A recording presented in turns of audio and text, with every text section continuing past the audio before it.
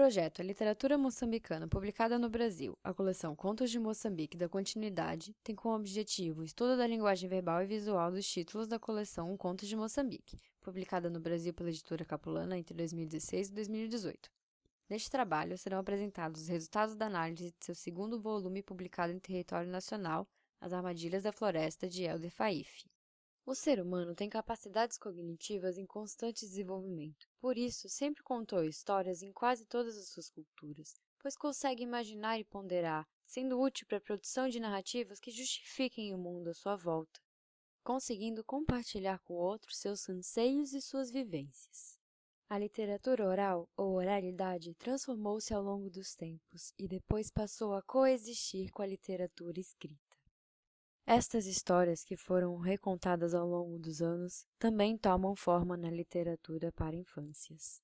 No caso das literaturas africanas, existe uma especificidade que trata da produção do conhecimento que difere da lógica cartesiana, pois tratam-se de contextos com dimensões multiculturais, multiétnicas e multilinguísticas, que compõem uma identidade própria. A Lei 10.639, de 2003, que altera a Lei 9.394, de 20 de dezembro de 1996, que estabelece as diretrizes e bases da educação nacional para incluir no currículo oficial da rede de ensino a obrigatoriedade da temática História e Cultura Afro-Brasileira, abriu novos horizontes para a temática da cultura africana e afro-brasileira na literatura para crianças e jovens no Brasil, fomentando o mercado editorial de forma que pudesse atender a demanda.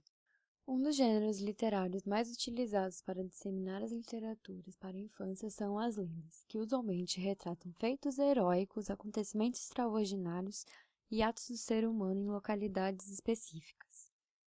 Este gênero literário é estratégico para o exercício da imaginação e para a valorização de culturas, e podem ter elementos caracterizantes do gênero literário fantástico. O gênero fantástico pode ter elementos do maravilhoso, como os acontecimentos extraordinários, os animais falantes e pensantes, os objetos mágicos, a metamorfose, seres sobrenaturais e imaginários, envolvendo mundos, universos e sociedades míticas e ficcionais, que apresentam realidades distantes da nossa e fora da lógica comum. Um dos tipos de histórias mais comuns para a disseminação desses gêneros literários é o conto, que tem tomado cada vez mais espaço na literatura para infâncias na forma dos recontos. Recontar uma história não é uma arte neutra. O contador de histórias pode se esforçar para manter a exatidão dos seus acontecimentos, mas é impossível que não altere ou amplie elementos destes. O mais importante é manter a fidelidade ao núcleo da história. Quando tratamos dos livros ilustrados nas literaturas para a infância, devemos levar em consideração a importância do seu planejamento gráfico para que haja uma comunicação literária a partir do design do livro. Esta comunicação pode se dar a partir dos seguintes elementos. O primeiro, a materialidade, que abrange o formato do livro e a sua página dupla. O segundo, a diagramação, que pode ser associativa, ou seja, texto e imagem mesclam-se e complementam-se. O terceiro, a tipografia, com a utilização de uma fonte legível. Quarta, a qualidade estilística do texto. E quinta, a qualidade estilística da ilustração. 6. Acabamentos gráficos e 7. Elementos paratextuais e peritextuais. Todos esses elementos descritos para estabelecer a comunicação literária a partir do design do livro estão presentes nos títulos da coleção Contos de Moçambique. Originalmente, a coleção Contos de Moçambique reúne o conjunto de 10 títulos integrados ao projeto Contos e Histórias de Moçambique, uma colaboração entre a Escola Portuguesa de Maputo, Centro de Ensino e Língua Portuguesa, e a Fundación Conto pel Mundo, de Barcelona, e tem como objetivo principal divulgar, por meio dos contos da tradição, o rico manancial do imaginário popular moçambicano e apresentá-lo às crianças. A edição recebeu a coordenação editorial de Teresa Noronha e Ruth Mandez, da Fundação, e foi publicada em Maputo, Moçambique, entre os anos de 2009 a 2014.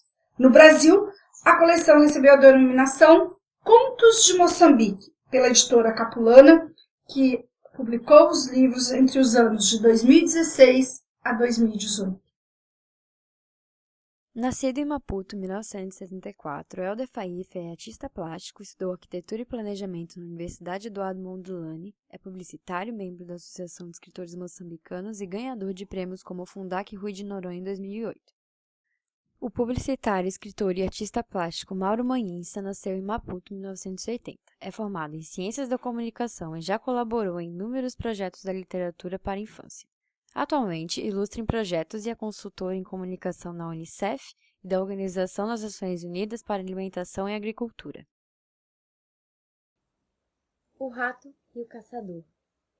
Há muito tempo atrás, havia um caçador que usava armadilhas, abrindo covas no chão. Vivia com uma mulher cega e com ela tivera 3 filhos. Um dia, quando verificava suas armadilhas, encontrou um leão. Bom dia, senhor. O que fazes aqui no meu território? Perguntou o leão. Vamos ver se as minhas armadilhas apanharam alguma coisa, respondeu o homem. Tu tens de pagar um tributo, pois essa região pertence-me. O primeiro animal que apanhares é teu, o segundo é meu e assim sucessivamente. O homem concordou e convidou o leão a ver suas armadilhas, uma das quais tinha presa uma gazela. Conforme combinado, o animal ficou para o dono das armadilhas. Passado algum tempo, o caçador foi visitar os seus familiares e não voltou no mesmo dia. A mulher, necessitando de carne, resolveu ir ver se tinha alguma presa nas armadilhas. Ao tentar encontrar as armadilhas, caiu em uma delas com a criança que trazia no colo. O leão, que espreitava por entre os arbustos, viu que as presas eram humanas e ficou à espera que o caçador viesse para elas lhes entregar, conforme o combinado estabelecido. No dia seguinte, o homem chegou à sua casa e não encontrou nem a mulher nem o filho mais novo.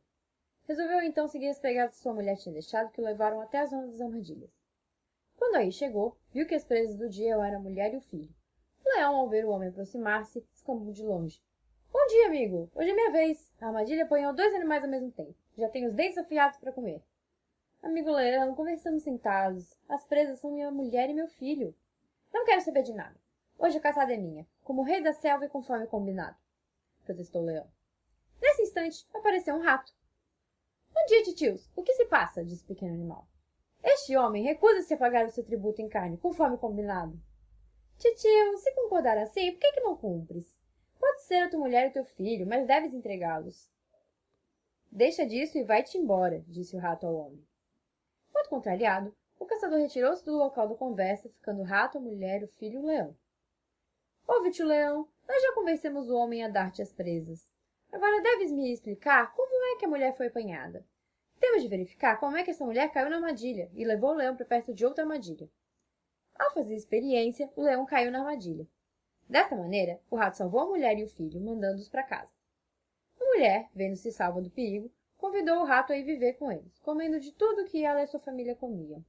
A partir daí, o rato passou a viver na casa do homem, roendo tudo quanto existe. O escritor Helder Faif ficou inspirado no conto O Rato e o Caçador, mantendo os personagens principais, o leão, o homem, a mulher, o filho e o rato, porém ainda ampliando o contexto, os acontecimentos e os personagens da história das Armadilhas da Floresta. Mantendo o enredo original, o autor ainda coloca elementos a mais na história, como a questão ecológica e o mundo do reino animal, dos pássaros, dos outros animais e das consequências da ação do homem na natureza. O gênero fantasioso está presente no título As Armadilhas da Floresta, por se tratar de um reino animal, que tem atividades específicas, que tem um leão como governante e pássaros como relógio para acordar os outros animais ou alertá-los que está na hora de dormir. O dia que os pássaros não cantam para despertar ou avisar os outros animais, todo o sistema da floresta entra em desequilíbrio e o leão indignado convoca uma assembleia. E nessa assembleia são os pássaros que dizem que não cantam porque estão tristes, pois o homem está a cortar as árvores. A divisão do trabalho, a rotina e as assembleias para discutir como um coletivo animal sobre a sucessão de eventos causados pelo homem e as suas consequências são fatores que demonstram o mundo da fantasia dentro do título As Armadilhas da Floresta. O ilustrador Mauro Manhinça utilizou do desenho digital para realizar as ilustrações de As Armadilhas da Floresta. O desenho digital começou a ser utilizado em 1972 com a criação do Surfer Paint. Em As Armadilhas da Floresta, são utilizadas cores vibrantes para descrever a floresta e os seus animais. assim como é perceptível a delimitação gráfica estrita nas ilustrações. São perceptíveis a utilização de variados tipos de pinceladas e estampas para fazer os animais e o homem. Este último pode ser considerado como o ponto de vista dos animais, como uma criatura descrita de forma abstrata que é estranha para todos e que não faz sentido. A ilustração do ser humano, com suas várias faces e expressões, pode ser utilizada para descrever a desconfiança dos animais com o ser humano, implícita na questão ecológica da história. É perceptível o diálogo entre a linguagem verbal e visual em As Armadilhas da Floresta, com os pássaros cantando para acordar a todos, inclusive o leão, para então eles te perceber a desordem na floresta o dia em que os pássaros não cantam e a presença dos animais desordenados sem saber o que fazer.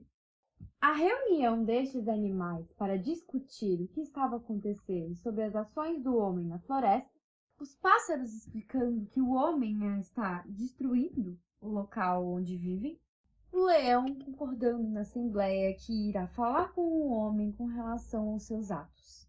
Aqui podemos ver o semblante do leão ao discutir com o homem sobre o que está fazendo nas florestas, matando os animais e cortando as árvores. Aqui podemos ver a discussão do homem com o leão e o seu combinado do contrato de caça. Aqui podemos observar a descrição do homem envergonhado com os seus atos, após a sua família ser capturada pelas suas próprias armadilhas. Aqui podemos observar os animais e o semblante do leão, dialogando com a parte da história em que, após ele cair na armadilha do homem e se libertar, ruge ferozmente e não confiou em mais ninguém e decidiu comer todos o que faltasse. Por isso, o homem e os animais fogem dele até hoje. O autor mantém o final fiel ao conto original, ainda adicionando o respeito do homem na natureza. Ele diz que acrescentei um inevitável toque de provocação. O que seria da literatura sem a provocação? Ao expor o homem, o eterno vilão da natureza, fazendo mau uso de sua racionalidade, numa viagem entre fantástico e ecológico, que deixa espaço para as reflexões que a literatura suscita. Hélder Faif. O título As Armadilhas da Floresta é de grande importância estética e literária para a educação, pois trata-se de uma história que trata da ecologia e da mesquinhez do homem, com suas cores fortes, trabalhando com o mundo da fantasia e o maravilhoso. Fazer circular as histórias africanas no mercado editorial brasileiro e na educação brasileira se faz importantíssimo para a construção de uma educação antirracista no Brasil e a aproximação do leitor brasileiro a culturas que são geograficamente tão distantes, mas estão ainda tão perto de nós. Valorizar a coleção Contos de Moçambique no Brasil é valorizar a arte moçambicana e tornar conhecidas as histórias sem estereótipos, tanto de África como um continente pobre, quanto do negro escravizado.